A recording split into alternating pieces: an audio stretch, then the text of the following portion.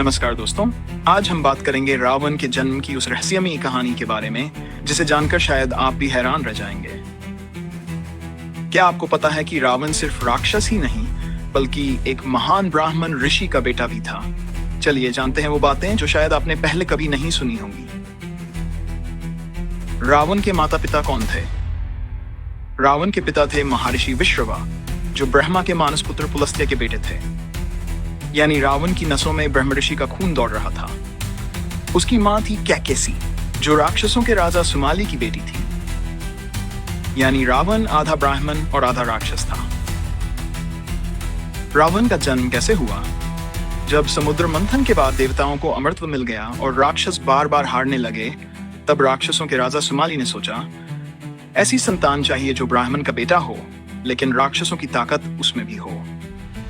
सुमाली ने अपनी बेटी कैकेसी से कहा कि वो सबसे शक्तिशाली ऋषि विश्रवा से विवाह करे। कैकेसी ने पिता का आदेश माना और ऋषि विश्रवा से विवाह किया। लेकिन जब कैकेसी ऋषि के पास पहुंची, वो संध्या का समय था। विश्रवा ने कहा, तुम संध्या के समय आई हो, इसलिए तुम्हारे बेटे क्रूर और राक्षसी स्वभाव के होंगे। इसी कारण रावण, कुंभकर्ण और शूर्पणखा का जन्म हुआ। लेकिन सबसे छोटा बेटा विभीषण धर्म और सात्विकता वाला था। रावण के जन्म से जुड़े कुछ चौंकाने वाले रहस्य। रावण के जन्म में सिर्फ माता पिता का मेल नहीं था, बल्कि उसमें 3 श्रापों की भी बड़ी भूमिका थी। कहा जाता है कि वैकुंठ के द्वारपाल जयविजय को कुछ ऋषियों ने श्राप दिया था और वही रावण और कुंभकर्ण बनकर धरती पर पैदा हुए।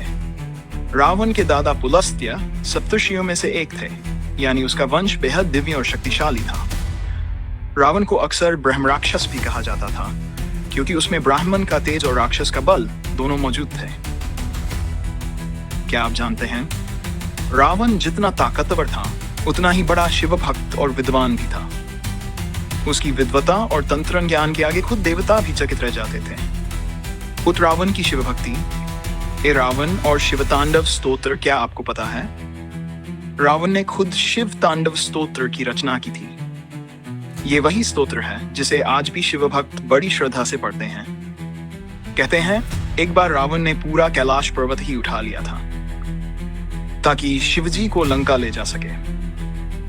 लेकिन शिवजी ने अपने अंगूठे से पर्वत दबा दिया और रावण का हाथ उस पर्वत के नीचे दब गया। भयंकर दर्द के बावजूद रावण ने हार नहीं मानी। वो वहीं बैठ गया, अपनी नसों से वीणा बनाई और शिवजी की स्तुति करने लगा। उसकी भक्ति देखकर शिवजी प्रसन्न हुए और उसे वरदान दिया अटूट और चिरंजीवता का। रावण की भक्ति में क्या था खास? रावण ने अपने 10 सिर काटकर शिवजी को चढ़ा दिए थे। हर सिर काटने के बाद भी उसकी भक्ति नहीं रुकी।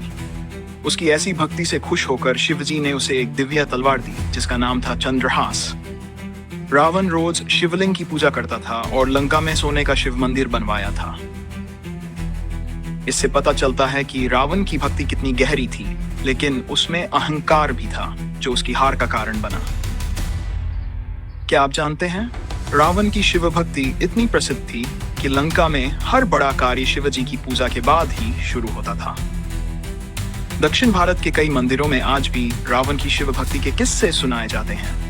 तो दोस्तों, रावण की कहानी सिर्फ बुराई और युद्ध की नहीं है, बल्कि एक ऐसे व्यक्तित्व की है जिसमें ब्राह्मण का तेज और राक्षस का बल दोनों समाये हुए थे। अगर आपको रावण की ये अनसुनी बातें जानकर कुछ नया मिला, तो ऐसे ही दिलचस्प रहस्य और कहानियां पाने के लिए हमारे साथ जुड़े रहिए। और हाँ, इसे अपने दोस्तों और परिवार के साथ जरूर शेयर करें। क्या पता अगली बार किसी चर्चा में आप सबसे आगे हों। धन्यवाद।